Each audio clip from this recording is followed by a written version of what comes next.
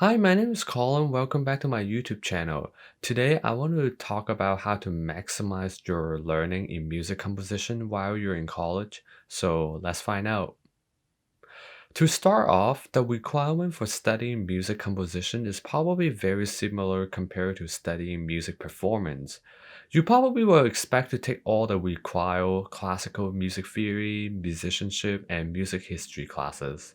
However, there are a lot of optional classes you should take to enhance your composition skill, such as taking duo lessons on composition and piano simultaneously, counterpoint, orchestration, world music, and all the conducting classes. Let me give you a reason why you should take all of these optional classes. When you get dual lessons along with piano while you're studying music composition, you get to improve your playing skill. I mean, who doesn't want to get better on piano as a composer, right? Secondly, the main reason is because getting better on piano enables you to play many parts comfortably together at once while you're composing, which allows you to hear what you really compose.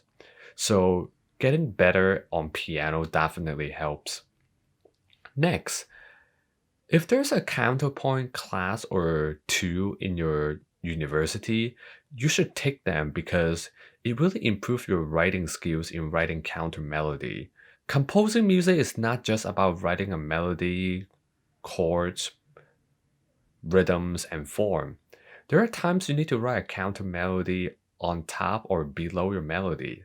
So I believe that taking counterpoint really helps your writing skills. Regardless you want to write in a Baroque styles or not, counterpoint can really apply to many genres of music.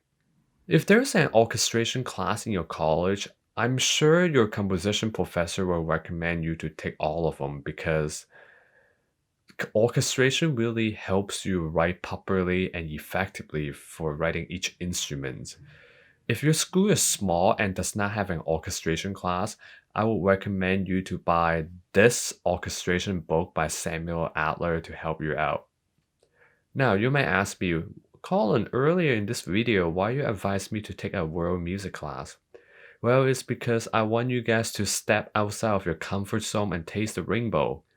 In world music class, you typically get to hear many different styles of music from many different countries. Of course, you will also talk about many different ethnic instruments. By knowing those instruments and how they sound and functions, you expand your ability to write in non-Western music style, which I think is a very valuable skill. So don't underestimate this world music class. Lastly, I strongly suggest you to take all the possible conducting classes. A lot of times when you compose a piece of music with a large ensemble or choir, you want to take control how your music sound. By knowing how to conduct, you're able to control the expressions, dynamic, phrasing of how your music sound. Also, I know some composition students like to take just the basic and the instrumental conducting because they're not really a choral composer like Eric Whittaker, but I would strongly suggest you to take a choral conducting class because you never know when you will write a choral piece. Secondly, there are many things that can be transferred between choral and instrumental conducting. So anything you learn from choral conducting that you have not learned in instrumental conducting, you might possibly apply that into instrumental conducting. So I strongly suggest you to take all the possible conducting classes. If there are private lessons at your school in conducting, take that if it's possible. That would definitely help you as a composer. For those of you who plan to go into graduate school for film and game music compositions, I strongly suggest you to take all the conducting classes because schools like USC doesn't even teach you conducting in their film music curriculum, and you're also expect to conduct all your cues. So if you don't know conducting and you got into the school, it's gonna be very tough for you doing those sections. At that time, you were probably very busy composing. You're not gonna go into YouTube to learn conducting. So to not make any regretful decisions, just take those conducting classes. And For graduate programs like in Berkeley School of Music in Spain and Seattle Film Institute, they only teach one basic conducting class.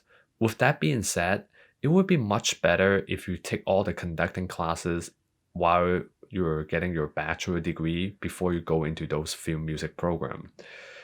It would be very worth it, especially you don't want to be the ones conducting to just keep beats. You want to do more than that to show dynamic phrasing, expressions to make your music sound better. Because if you just do this and keep beats, you're basically just a human metronome. You're not really improving your music during the recording sections.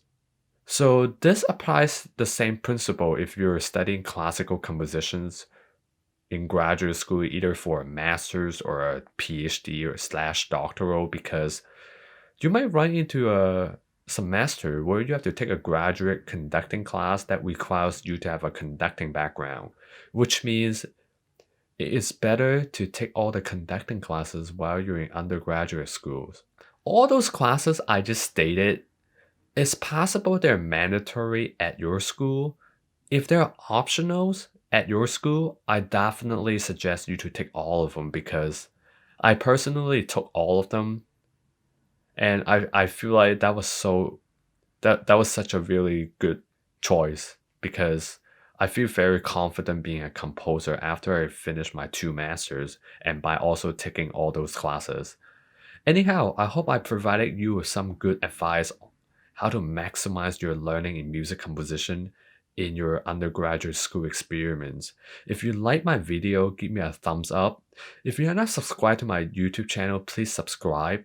If you have any questions, leave your comments below. I will get back to you as soon as possible. I look forward to see you on my next video. Bye.